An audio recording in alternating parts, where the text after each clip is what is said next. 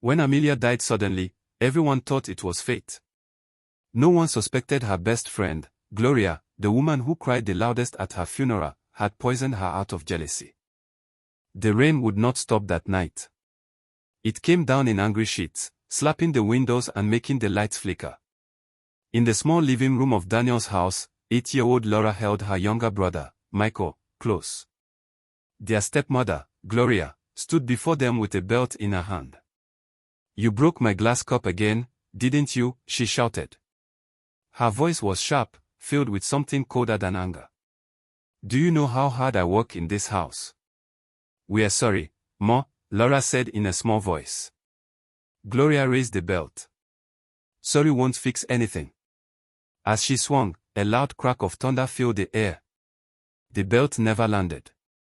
Instead, a picture frame fell from the wall and shattered near Gloria's feet. It was the family photo, Daniel, Amelia, and their 3 children, taken before Amelia died. Gloria froze. The photo glass had cut her toe, but she didn't move. She could swear she heard a whisper in the wind, a woman's voice calling softly, "Don't touch my children." Laura clung tighter to Michael. "Mom is watching," she whispered. Gloria turned on her heel and stormed out of the room, pretending not to hear. But her hands shook. She told herself it was the thunder. Just thunder. When Daniel came home that night, tired from work, the house looked calm. Gloria served him rice and stew with a sweet smile. She didn't mention the belt. She didn't mention the photo. She didn't mention how, when she picked up the broken frame, Amelia's smiling face had seemed to stare right through her. Later, when everyone was asleep, Gloria sat up in bed. She kept thinking about Amelia, her best friend, her only sister in life once upon a time. How had it come to this?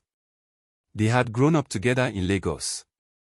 They had shared meals, secrets, and dreams. When they were younger, they used to sit on the roof of their old hostel at night, talking about the future. Amelia had always said, "When I get married, you'll be my maid of honor." And she was. Gloria had stood beside her, smiling through clenched teeth, as Amelia said, "I do" to Daniel, the man Gloria secretly loved. At first, Gloria told herself it was fine. She would find someone else. But Amelia's happiness started to eat at her. Daniel's kindness. The way he looked at Amelia like she was the only woman in the world. Then came the children, the big house, the good life. Every photo of Amelia online made Gloria feel smaller. Forgotten. Until the day Amelia fell sick. Nobody understood how the strong, healthy woman who was full of life suddenly became weak and pale. She coughed often, fainted at times. Gloria visited her every day, pretending to care, bringing soup and smiles. But inside, she carried a dark secret, one that even her own shadow didn't know. When Amelia finally died, Gloria cried the loudest at the funeral. People said she was the kind of friend everyone should have. Daniel believed it too. A year later, he married her. And now, as the rain beat the roof and the thunder rolled, Gloria looked around the same house that once belonged to her best friend. She was the madam now. She had the husband. She had the house. But she did not have peace. From the corner of the room, she heard the faint sound of a child's laugh, Amelia's youngest son. He was supposed to be asleep. But the laugh didn't sound right. It was distant. Hollow. Gloria whispered to herself, "Stop it. You're imagining things." She pulled the blanket tighter and tried to close her eyes. But sleep would not come. Not with the rain tapping at the windows. Not with the photo frame, now repaired and hung back up, still dripping from the inside, as if the woman in it was crying real tears. Morning came quiet, but the house felt heavy. Gloria woke early and went to the kitchen. She didn't sleep well, her dreams were full of strange whispers and a woman's soft cry. She told herself it was only stress. Everyone would think she was crazy if she said otherwise. When Daniel came downstairs, he smiled like always. "Good morning, honey," he said, kissing her cheek. She forced a smile back. "Morning. I made breakfast." The children sat at the table, quiet. Laura didn't look up from her plate. Michael played with his spoon. Gloria's stomach tightened. They looked too much like their mother, those same soft eyes, the same small smile Amelia always wore when she was trying not to cry. "Eat your food," Gloria said sharply. Laura flinched. "Yes, Ma." Daniel didn't notice. He was rushing, late for work. He kissed Gloria again and waved at the children. "Be good, okay? Listen to your mother." When the door closed, the silence returned. Gloria took a deep breath and turned to the kids. "You two will clean the sitting room before you go to school," she said. "I don't want to see any dust when I come back." Michael frowned. "But we'll be late for." "Did you hear me?" "Yes, Ma." They got up quickly and started cleaning. Gloria sat in the corner, watching. Every sweep of their tiny hands made her more uneasy. She could hear something faint, a whisper behind the walls.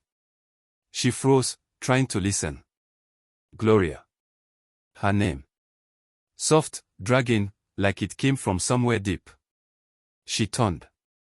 No one was there. She stood and pressed her ear to the wall. Nothing. The children kept sweeping, pretending not to notice, but Lara's eyes followed her. "What are you staring at?" Gloria snapped. Laura looked down. "Nothing, Ma." When they finished cleaning, Gloria sent them off to school and sat alone in the quiet house. She made herself tea, the same way she used to make it for Amelia. As she stirred, her hand trembled, and the spoon clinked against the cup like a heartbeat. Suddenly, she saw something move outside the kitchen window. A flash of white cloth. She stepped closer. Nothing. But when she turned back to her tea, she froze. The spoon was gone. It had fallen to the floor. And beside it, a tiny wet footprint. Gloria dropped the cup. It shattered. She backed away, breathing hard. "No. No. You're gone. You're dead." The house was silent again. Only the clock ticked. Later that evening, when the children came home, she felt calm again. She cooked dinner and tried to act normal. But Laura looked at her carefully, like she knew something Gloria didn't want to admit. After dinner, as the children washed the plates, Laura spoke softly. "Ma, I saw Mommy in my dream again." Gloria's heart skipped.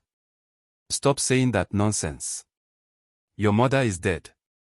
Laura nodded slowly. "She said she's watching over us. She said she knows what you did." Gloria slapped her before she could think. The sound echoed through the house. Michael started crying. "Don't you ever say that again," Gloria hissed. Laura didn't cry. She just looked at Gloria with those same calm eyes her mother had, the same eyes that had once looked at her with trust. That night, when everyone slept, Gloria sat up again.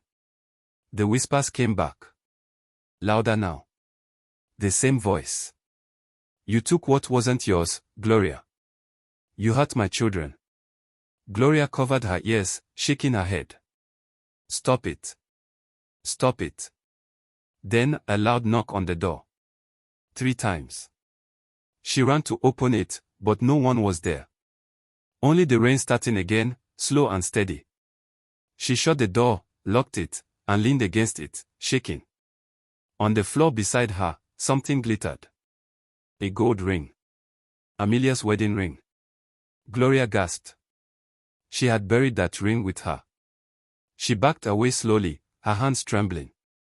The whispers faded, leaving only one sentence ringing in her head. "God is not asleep." The days that followed were heavy with unease. Gloria moved through the house like someone walking in a fog. She spoke less, ate less, and jumped at every sound.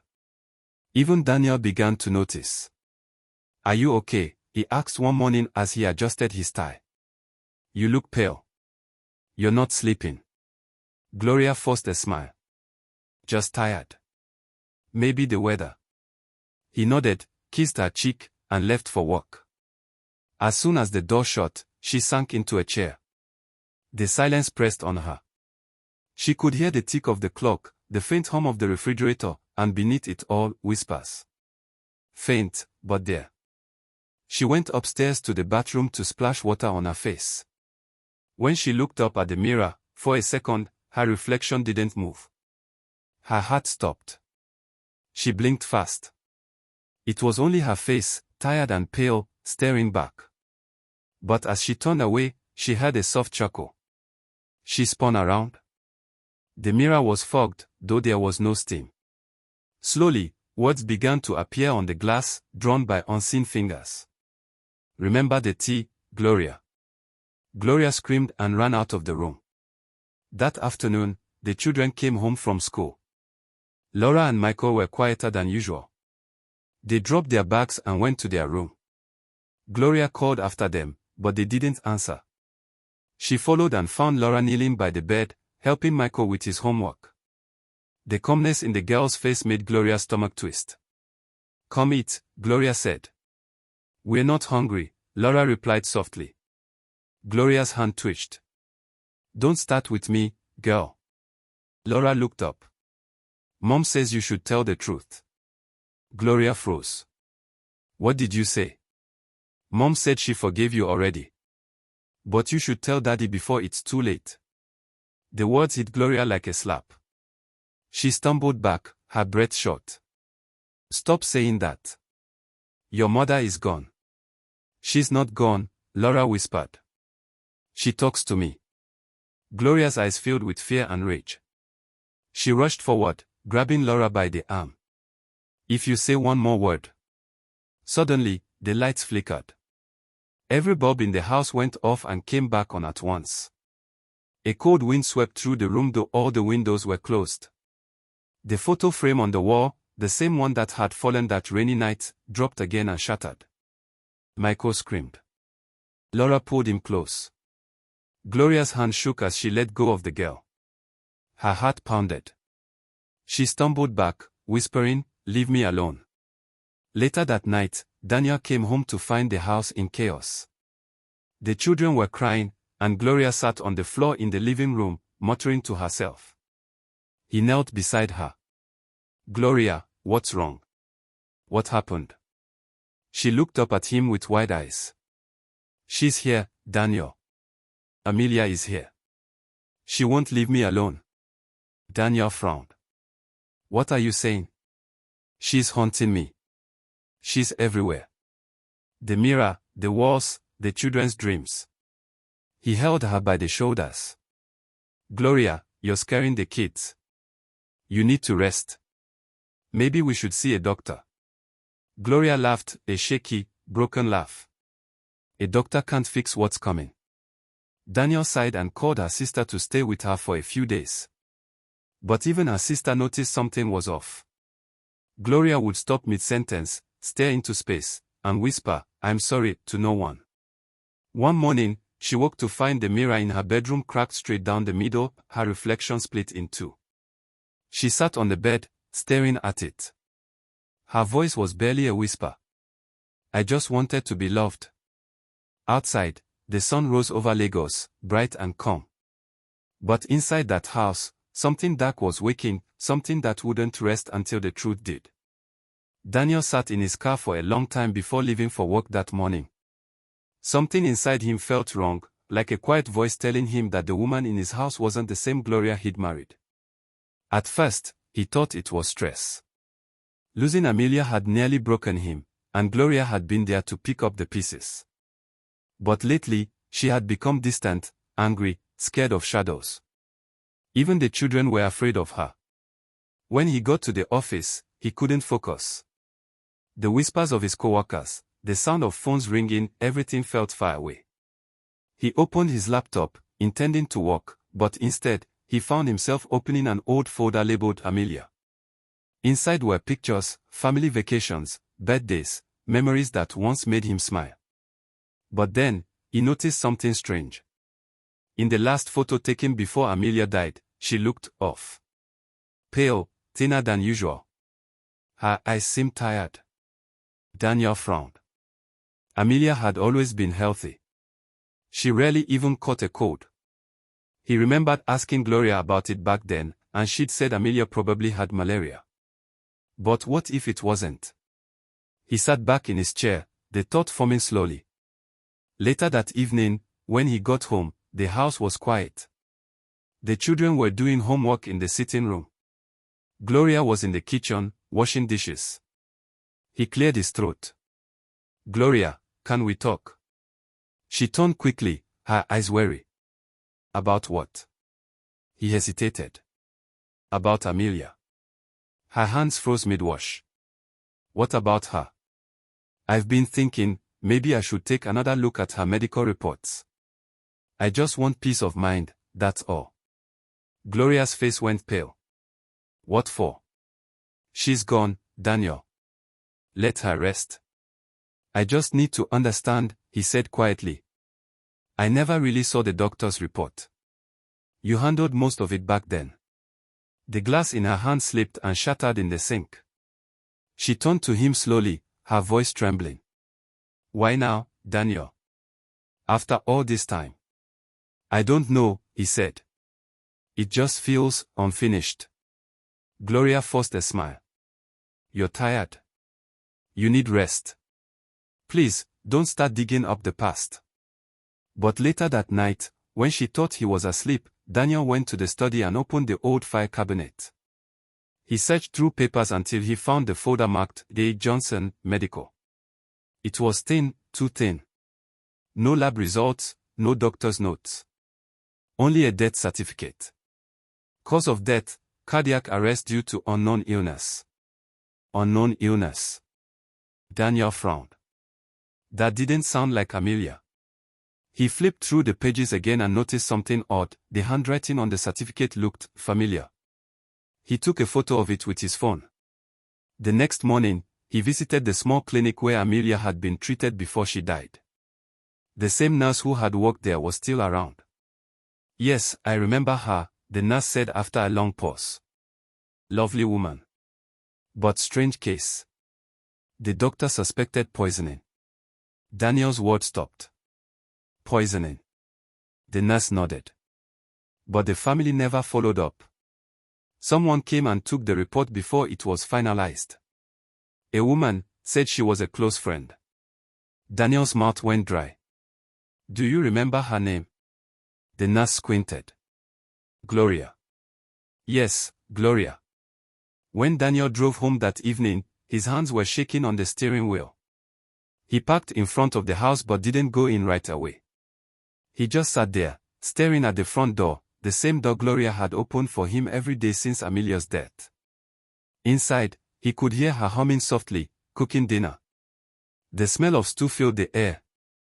For a moment, he saw two versions of his life, the one he thought he had, and the one that might have been built on a lie. He walked in slowly. "Gloria." She turned, smiling faintly. "You're home early." Daniel looked at her for a long time. "I went to the clinic today." The smile faded. "What clinic?" "The one where Amelia was treated."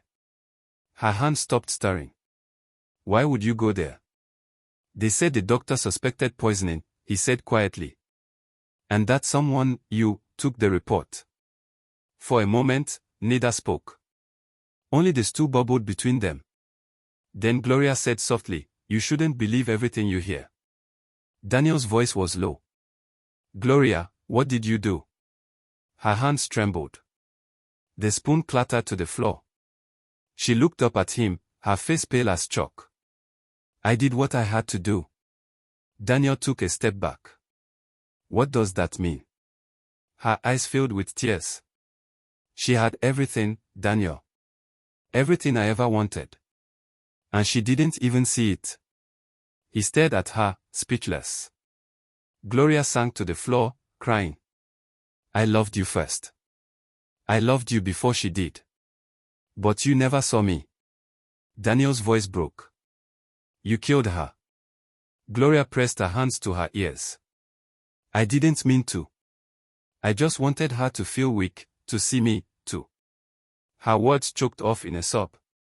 Daniel stood frozen, his world shattering around him. From the hallway, unseen by both of them, Laura watched quietly. She didn't move, didn't speak. But her small lips whispered a single word, Mom. And upstairs, the mirror cracked again. That night, the house stopped breathing. No laughter, no sound, only silence so thick it pressed against the walls. Daniel couldn't sleep. He sat in the living room long after Gloria had locked herself in the bedroom. The truth sat in his chest like a stone.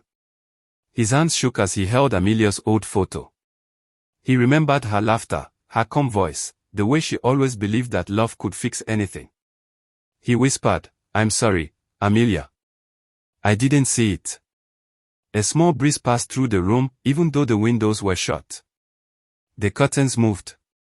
He felt a faint warmth on his shoulder, like someone had rested a hand there. He turned, but no one was there.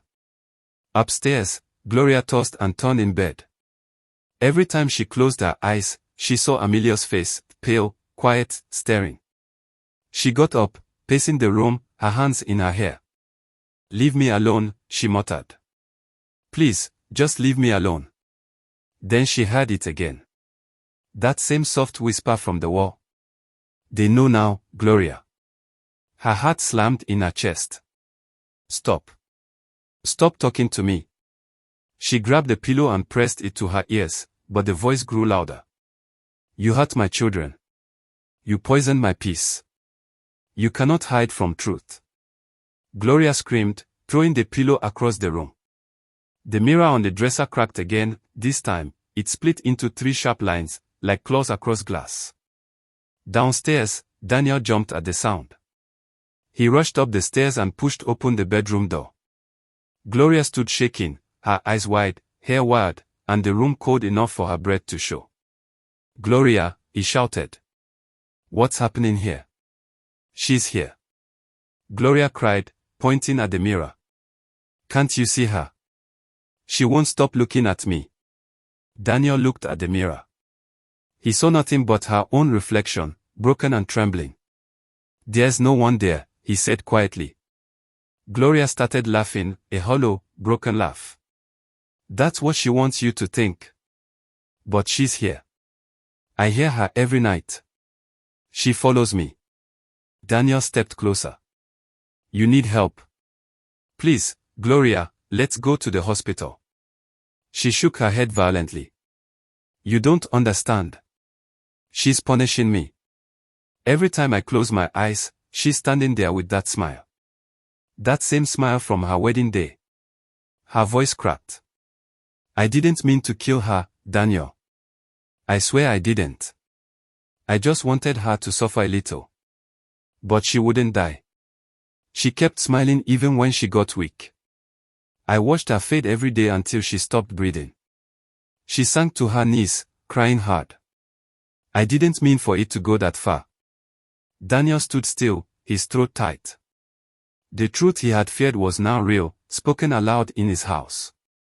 Laura and Michael stood at the door, watching.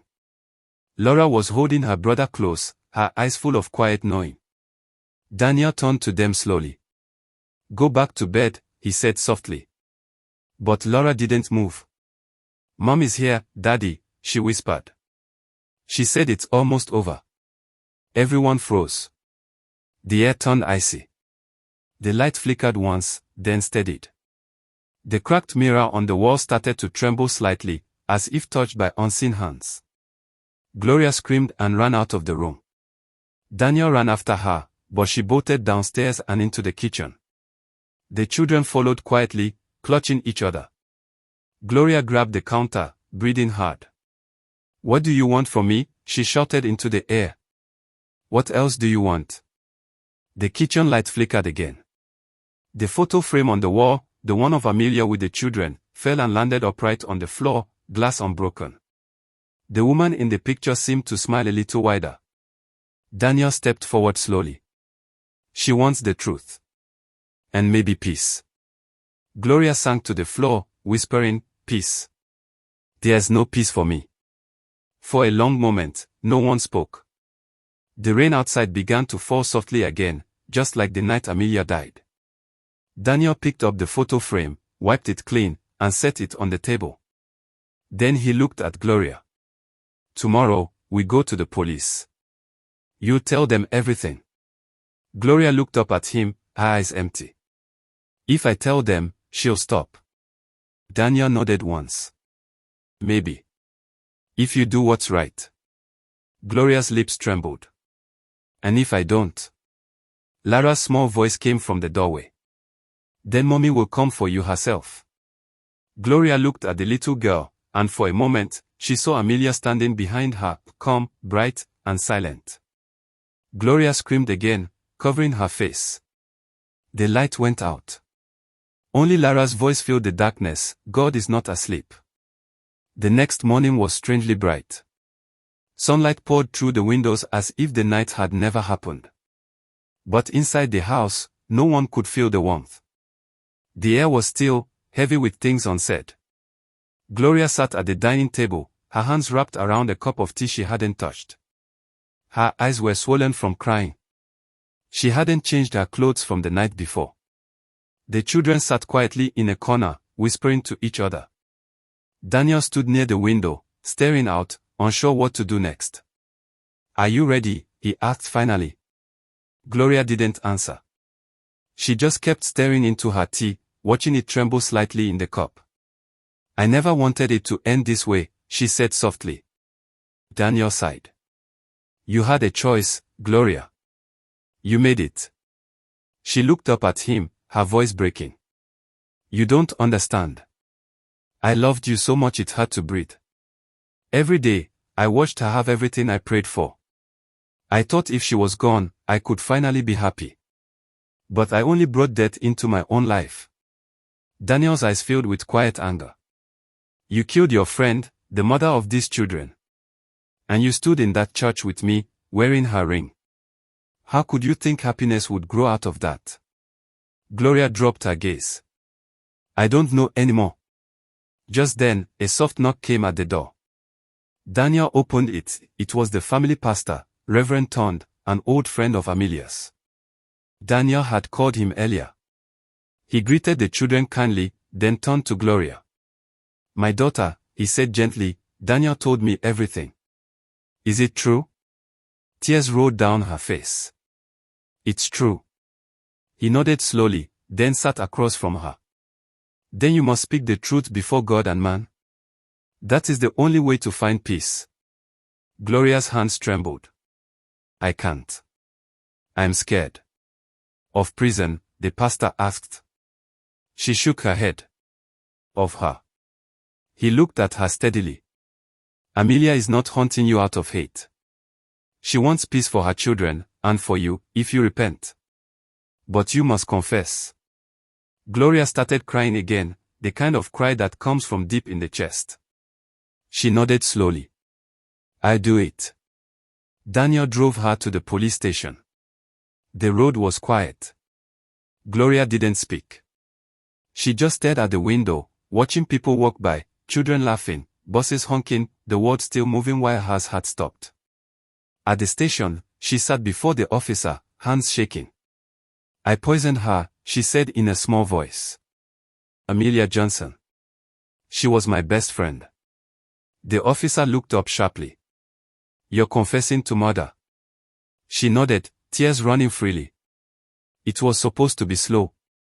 I thought she would recover. I thought she'd just be weak for a while. But she kept getting worse. I wanted to stop, but I was too deep. The officer took note silently. Daniel stood in the corner, his head bowed, unable to look at her. When she finished speaking, the room was quiet except for the sound of her sobbing. The officer finally said, You need to write a full statement. Gloria nodded. Yes. I want to tell everything. I can't carry it anymore.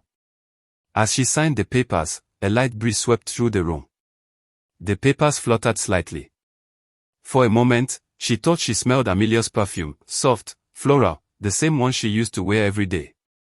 She looked up, startled, but there was nothing there. The officer led her away. Daniel stood frozen, his chest heavy. As Gloria walked past him in handcuffs, she whispered, Tell the children I'm sorry. He didn't answer. He just watched her go. That night, when he returned home, Laura and Michael were waiting. Where's Auntie Gloria? Michael asked. Daniel knelt and held them close. She's gone for a long time, he said quietly. Laura looked up at him. Mom said it's finished now. She can rest. Daniel blinked. She said that. Laura nodded. In my dream last night. She was smiling again. She said, take care of them, Daniel. I'm free now. For the first time in years, Daniel didn't feel that crushing weight in his chest. The house felt lighter, quieter, almost peaceful. That night, he dreamed of Amelia standing by the window, sunlight in her hair. She smiled and whispered, thank you. When he woke, he could still hear her voice in his heart. The news spread fast. Within a week, every blog and news station in Lagos was talking about the shocking confession, the woman who killed her best friend out of jealousy and married the widowed husband. Daniel's phone wouldn't stop ringing, and people whispered when he walked by. He didn't care. All he wanted was peace for his children. Gloria was taken to Kurikeri prison to await trial. The first week, she didn't speak to anyone. She just sat in her cell, staring at the wall. She didn't cry anymore. There were no tears left. One afternoon, a kind-looking female warden brought her food and said, you're lucky, you know. Most people who confess don't get to sleep this peacefully afterward. Gloria looked up. Peace. She gave a weak smile. Peace doesn't visit people like me. But that night, she dreamed for the first time in weeks. She was back in Amelia's house, the kitchen, bright and warm, the smell of stew in the air.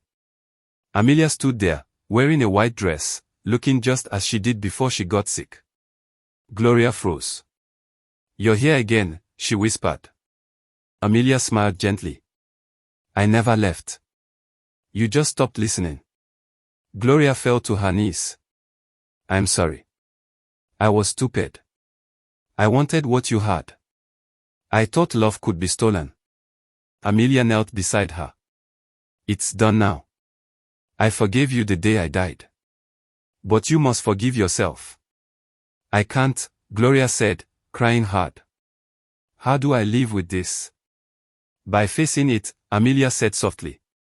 By making sure my children live free of pain. You owe them that.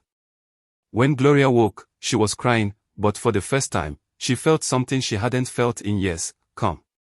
Meanwhile, Daniel was trying to rebuild what was left of their lives. He left his job for a few weeks to stay home with Laura and Michael. They spent mornings at the park, afternoons reading, evenings watching old family videos. Slowly, laughter began to return to the house. Laura stopped having nightmares. Michael began to sleep through the night again. And Daniel noticed something strange. Every time the children smiled, a cool, gentle breeze would blow through the living room, even when the windows were closed. He didn't question it anymore. He knew. One Sunday, they visited Amelia's grave for the first time since the confession. They brought white flowers, her favorite, and stood quietly as the sun rose behind them. Daniel said softly, it's over now. They know the truth. You can rest. Laura placed her hand on the headstone. She already is, Daddy. She told me in my dream. She said we'll be fine. Daniel smiled weakly. And we will be. Back in prison, Gloria started helping other inmates. She cleaned, shared her food, and listened to their stories. Some nights, she told them about Amelia, not as a ghost story, but as a lesson about envy and choices. She was my friend, she would say. And I destroyed her because I couldn't be content with my life. Don't ever let jealousy make your heart sick. Some of the women cried. Some just listened. But everyone knew her story changed something in that prison. Months later, during her trial, Gloria didn't argue. She didn't lie. She told the court exactly what she'd done and why. The judge was silent for a long time before he said, the truth came too late, but at least it came. She was sentenced to 20 years in prison.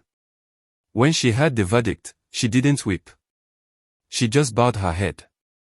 That night, in her cell, the cool breeze returned. She looked up and whispered, "Is that you?" The small bulb above her flickered gently. For the first time, Gloria smiled, a real, soft smile. "Thank you," she said, "for forgiving me." The air felt lighter after that. Outside the prison, the world moved on. But in Daniel's home, life began again. The children's laughter filled the rooms, and every evening, the house glowed with quiet peace. And sometimes, when Daniel looked at them playing in the sunlight, he could swear he saw Amelia standing by the window, watching, smiling, proud.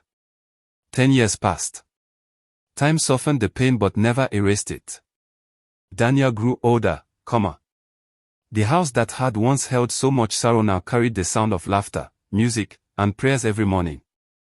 Laura was in her final year of medical school, top of her class, the same way her mother used to be top of everything she did. Michael had won a scholarship to study engineering abroad. Their younger sister, Grace, who had been only a baby when Amelia died, was now a bright teenager with her mother's gentle eyes. People said Daniel's children were blessed. He knew they were. Every evening, he sat on the balcony, reading while the sun dipped behind the city.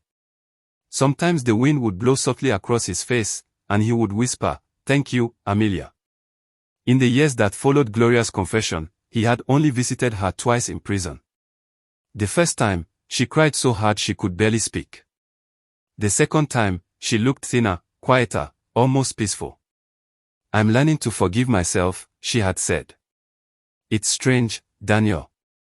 I found God here. I see Amelia in my dreams sometimes. She tells me the children are doing well. She says my time will come soon." Daniel had nodded, too tired to hate her anymore. "We've all suffered enough," he said. After that, he never went back. But when the news came, 3 years later, that Gloria had died quietly in her sleep, Daniel said a prayer for her soul. "May she find the peace she never had while alive," he whispered. The day after her burial, something happened. Laura came home from school early, her face glowing. "Dad," she said breathlessly, "I just got accepted into the International Medical Fellowship. They said I was the youngest doctor they've ever chosen." Daniel laughed, tears in his eyes. "Your mother would have been so proud." Laura smiled. "I know she is." That night, while everyone slept, Daniel woke to the sound of the piano in the living room. Soft, familiar notes filled the house, the same song Amelia used to play when the kids were babies. He walked downstairs quietly. The piano keys moved by themselves, pressing one by one. The air shimmered with a faint golden light. He didn't feel fear. Only peace. He whispered, "Amelia." The light grew brighter, forming the outline of a woman. Her face was soft, calm, smiling. Daniel's eyes filled with tears. "You can rest now," he said. Amelia nodded slowly. "I already have. Thank you for keeping them safe." He took a deep breath, trying to hold the moment. "They're doing well, love. You'd be proud." "I know," she whispered. "Tell them I'm always with them. Every time the wind touches their faces, that's me." The light faded, and the piano stopped. The house went quiet again, not heavy, but peaceful. Truly peaceful. The next morning, Daniel told the children about what happened. Laura listened, eyes shining. "I believe you," she said. "I feel her all the time. Especially when things go right." Years later, when Laura stood on a stage in London receiving an award for medical innovation, a cool wind brushed her face. She smiled and whispered, "Thank you, Mom." Michael became one of the youngest engineers to build sustainable housing for widows and orphans across Africa. He named the project the Amelia Foundation. Grace grew into a writer. Her first book, The House That Wouldn't Sleep, told their family story. It became a national bestseller, not because of fame, but because it spoke the truth about love, jealousy, forgiveness, and grace. And Daniel. He lived to see all of it. He often said, "When God writes your story, even your pain finds a purpose." On the day he died, years later, the wind was calm. The children buried him beside Amelia, under the same old tree. As they stood there, the leaves rustled softly even though the air was still. Laura smiled through her tears. Mom and Dad are together again. Michael nodded. And the wind is her smile. Grace whispered, and God never slept. Then, for a brief moment, the scent of Amelia's perfume filled the air, soft, sweet, and fading with the breeze. Peace at last. If you made it to this point, thank you for watching till the end. This story reminds us that jealousy destroys, but truth and love always win. If you felt something while watching, please like, share, and subscribe, so more people can learn from stories that speak to the soul.